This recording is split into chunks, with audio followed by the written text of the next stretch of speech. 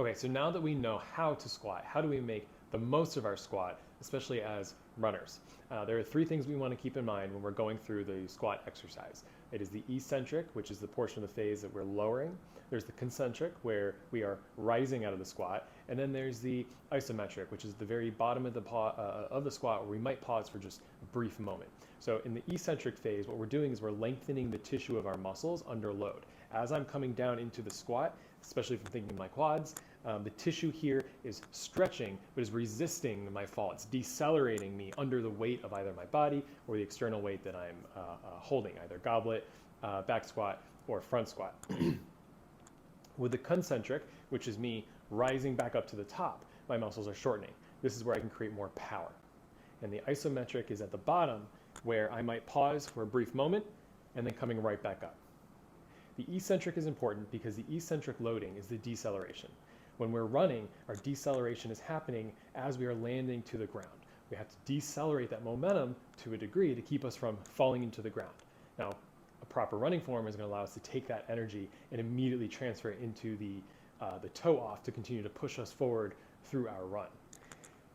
Training the ability to load that tissue under tension by lowering to the ground relatively slowly is going to help to better train that deceleration. So in our squat, we want to lower ourselves with control. This might be a 4-second count. This could simply just be a very controlled, easy lower. At the bottom, if I give a little bit of pause, what I'm doing is I'm allowing the squat to intentionally put extra stress on the tendons around my knees to better strengthen the tendons, the tissue around that joint to improve the overall knee health. And then with the concentric, as I rise out of the squat, if I move with good form and I move quickly, I can create more power. Force is mass times acceleration.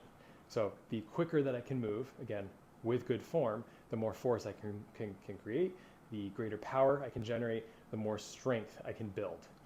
This is going to help train our ability to power off and hold good form as we continue to run however far we're going, whether it's for that workout or for that race.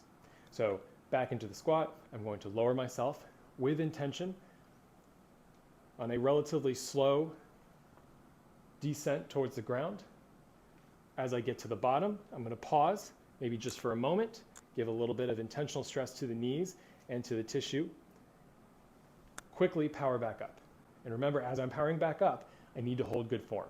Shoulders, hips, and knees should move together. So I'm going to slowly lower myself, hold briefly, power up as one unit. Now, just to clarify, what I don't want to see is that I'm coming down, pausing, and then my hips are coming up first. Again, knees, hips, shoulders together. So down the squat, it's not hips first, but all three joints as one unit.